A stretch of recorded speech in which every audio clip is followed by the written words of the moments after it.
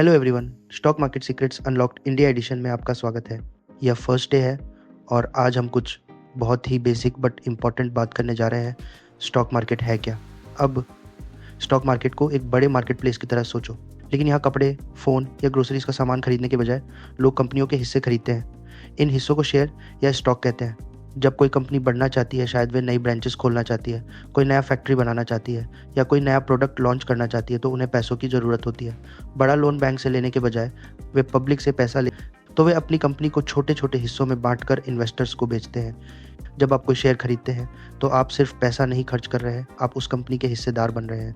जैसे अगर आप रिलायंस या इन्फोसिस का एक शेयर खरीदते हैं तो आप उस कंपनी के एक छोटे से हिस्से के मालिक हैं। अगर कंपनी अच्छा करती है और प्रॉफिट कमाती है तो आपके शेयर की वैल्यू बढ़ जाता है और आप इसे बाद में बेचकर प्रॉफिट कमा सकते हैं। लेकिन अगर कंपनी अच्छा नहीं करती तो आपके शेयर का वैल्यू भी गिर जाता है। तो स्टॉक मार्केट एक ऐसी जगह है जहां आप कंपनी में रिवॉर्ड और रिस्क दोनों शेयर करते हैं। अब ये बाइंग एंड सेलिंग आखिर होता कहाँ है? ये सब बड़े डिजिटल प्लेटफॉर्म्स पर होता है जिन्हें स्टॉक एक्सचेंज कहते हैं। भारत में दो हैं, NSE national stock exchange and BSE Bombay stock exchange. ये दोनों इंडिया के मेन स्टॉक एक्सचेंज हैं। ये मार्केट प्लेस की तरह है जहाँ सारा ट्रेडिंग होता है। जब भी आप कोई स्टॉक खरीदते या बेचते हैं, आपका ऑर्डर इनमें से किसी एक एक्सचेंज में एग्जीक्यूट होता है। चलो इन्हें जल्दी से समझते हैं। BSE या बॉम्बे स्टॉक एक्सचेंज एशिया का सबसे पुराना स्टॉक एक्सचेंज है। इसकी फाउंडेशन 1875 में हुई और यह मुंबई में है। यह प्रसिद्ध सेंसेक्स है जो इंडिया की 30 सबसे बड़ी और सबसे ज़्यादा रूप से ट्रेड होने वाली कंपनियों के परफॉर्मेंस को ट्रैक करता है, जैसे Reliance, TCS, HDFC bank, Infosys और कई सारी कंपनी। NSE या नेशनल स्टॉक एक्सचेंज थोड़ा नया है। ये 1992 में शुरू हुआ था और इसका हेडक्वार्टर भी मुंबई में है। NSE ने इंडिया में मॉडर्न इलेक्ट्रॉनिक ट्रेडिंग लाई, मतलब अब सब कुछ डिजिटल होता है। इसका मेन इंडेक्स निफ्टी 50 है जो एक्सचेंज पर 50 मेजर कंपनियों को ट्रैक करता है। तो बेसिकली NSE और BSE दो ऐसे प्लेटफॉर्म हैं जो लाखों बायर्स एंड सेलर्स को पूरे भारत में जोड़ते हैं।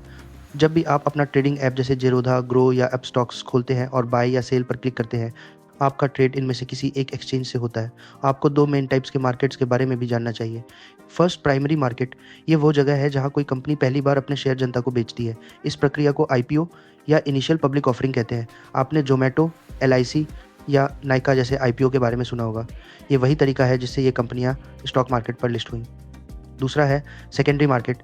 ये वह जगह है जहां इन्वेस्टर्स IPO के बाद आपस में शेयर बाय एंड सेल करता है। तो आपका डेली स्टॉक खरीदना बेचना यही है जिसे हम कॉमनली स्टॉक मार्केट कहते हैं।